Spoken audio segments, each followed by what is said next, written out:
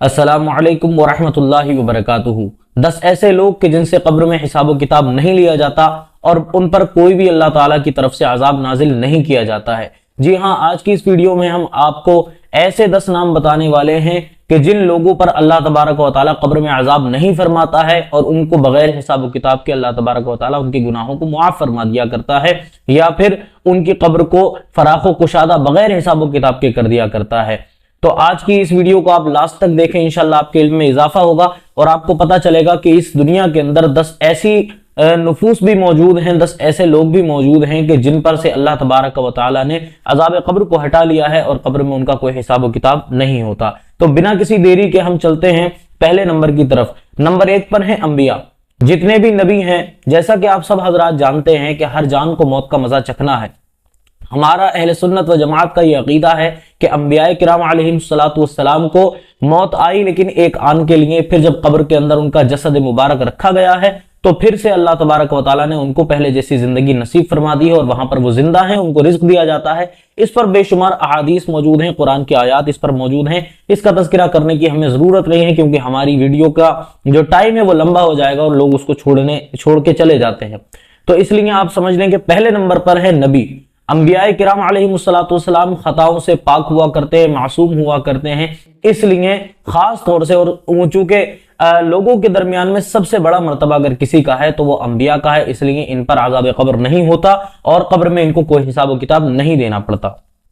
Number 2 पर आते हैं सिद्दीक। यहां पर थोड़ी सी वजाहत की जरूरत है कि सिद्दीक किसे कहते हैं। अभी सिद्दीक कह करके सिर्फ सैयदना अबू बकर सिद्दीक को मुराद ले लिया करते हैं, तो यहां पर थोड़ा सा वक्फा करें और सोचें सिद्दीक किसे कहा जाता है। सिद्दीक के बारे में कई तफसीरें आई हैं कुरान की, अलग अलग तफासिर के अंदर मुफस्सिरीन ने जो है जिक्र फरमाया है। मैं आपको सबका जो एक मग्ज़ है उसको जिक्र कर देता हूं आपके सामने। सिद्दीक उसे कहते हैं कि जो कुरान की, हदीस की और दीन की मालूमात पर सच्चा बन के अमल करे, पूरे सच सिद्क दिली के साथ में, मतलब उसका दिल भी सच्चा हो और जब बोले तो उसकी जबान भी सच्चे हो, सोचे तो उसकी नीयत भी सच्ची हो, किसी चीज को छुए तो उसका हाथ भी सच्चा हो, मतलब एक एक चीज के अंदर उसकी सच भरा हुआ हो, तो अल्लाह तबारक व तआला उसको मकाम सिद्दीकियत अता फरमाया करता है। बिहम्दिल्लाह तबारक व तआला उम्मत के अंदर ये मर्तबा अगर किसी को हासिल है तो सैयदना अबू बकर सिद्दीक रज़ियल्लाहु तआला अन्हु को सबसे पहले हासिल है।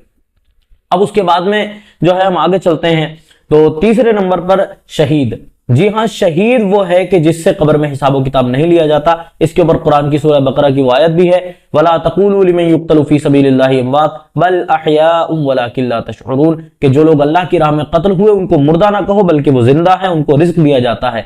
जब रिज्क का वादा ही अल्लाह तबारक व तआला ने दुनिया में जीते जी उनके लिए कर लिया है तो मरने के बाद उनको हिसाब किताब क्या करना। जब वो शहीद हो गए तो उनसे कोई भी हिसाब किताब नहीं लिया जाता। जिहाद की तैयारी करने वाला शख्स चौथे नंबर पर आता है। जो शख्स अल्लाह की राह में लड़ने के लिए जा रहा था, अब रास्ते में ही या सामान बांधते हुए या तैयारी करते हुए ही उसका इंतकाल हो गया, वो इस दुनिया फानी से जो है चला गया, तो उसकी भी जो है मगफिरत हो जाया करती है और उसको कब्र के हिसाब से, अजाब से महफूज रखा जाता है। नंबर 5, ताउन के मर्ज में मरने वाला। ताउन एक बीमारी थी, पुराने वक्त में हुआ करती थी, पुराने लोग आज भी इसको जानते होंगे, और अगर कोई नहीं जानता तो इसको प्लेग करके आप सर्च कर सकते हैं, ताउन भी लिख सकते हैं उर्दू में, तो आपको पता चल जाएगा गूगल पे कि ये मर्ज कैसा होता था। तो इस मर्ज के अंदर जो मरता था तो उस शख्स को भी क्या है, बगैर हिसाब के अल्लाह तबारक व तआला उसकी कब्र को फराग फरमा दिया करता है। नंबर 6, हर वो शख्स जो किसी ना किसी मर्ज में मरा हो, मतलब ये कि उसको मौत आने का उसका वक्त करीब को आया ना, तो वो मर्ज में मुब्तला रहा, यहां तक कि उठना चलना फिरना उसका सब का सब जो है वो खत्म हो गया,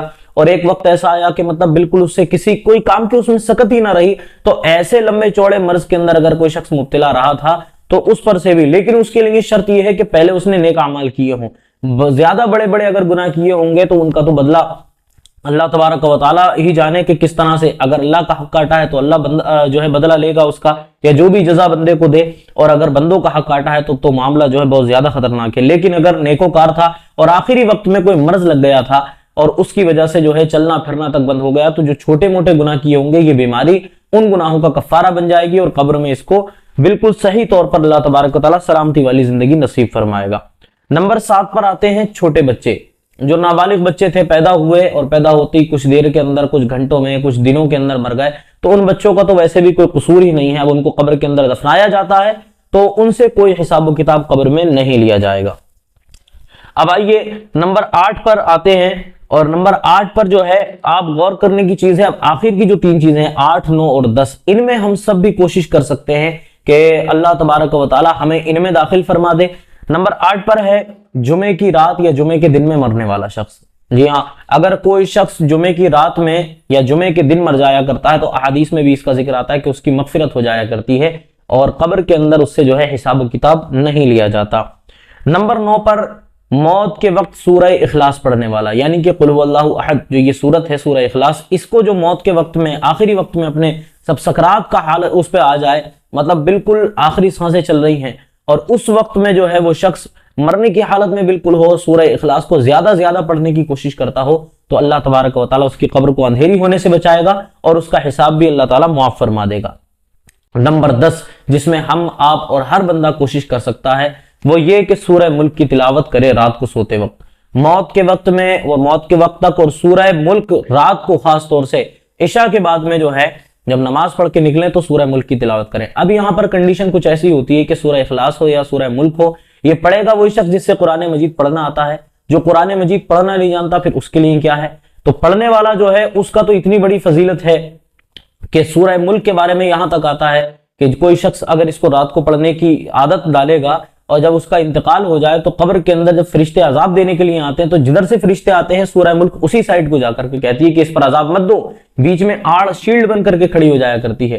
फिर जब उससे पूछा जाता है कि तू कौन है तो कहती है कि मैं सूरह मुल्क हूं, ये बंदा रात को मुझे पढ़ा करता था, मुझे याद किया करता था, इसने मुझसे मोहब्बत की थी, मैं इससे मोहब्बत करती हूं, और नतीजा यह है कि तुम इसको अजाब नहीं दे सकते। लेकिन जो शख्स पढ़ना नहीं जानता अब वो क्या करे, तो उसको चाहिए कि अपने घर वालों में से किसी एक बंदे को मुकर्रर कर ले कि मुझे रात को सूरह मुल्क पढ़ के सुनाया करो। अपने बच्चों को कुरान पढ़ा है, अपनी बीवी अगर पढ़ी है तो उससे, माँ है तो उनसे सुने, और अगर ये भी नहीं हो सकता तो ये हाथ में डिजिटल डिवाइस जो अल्लाह ताला ने दिया है ये मोबाइल की शक्ल में, इस मोबाइल का इस्तेमाल कर लें। अगर आपकी नीयत में है कि मुझे सूरह मुल्क से मोहब्बत है और आप इसके अंदर भी लगाकर अगर सुन लेंगे तो अल्लाह तबारक व तआला आपकी नीयत का ही बदला आपको अता फरमाएगा, जैसा कि उसका वादा है कि वो तुम्हारी नीयतों को देखा करता है, तुम्हारी सूरतों और जिस्मों को नहीं देखा करता। अल्लाह तबारक व तआला से दुआ है कि अल्लाह ताला हमें इन 10 लोगों में से किसी एक में दाखिल फरमाए और अल्लाह ताला हमारा खात्मा ईमान पर फरमाए और हमारी कब्र में अंधेरी न लाकर अल्लाह ताला हमारी कब्रों को रोशन फरमाए। आमीन। अस्सलामु अलैकुम व रहमतुल्लाहि व बरकातुहू।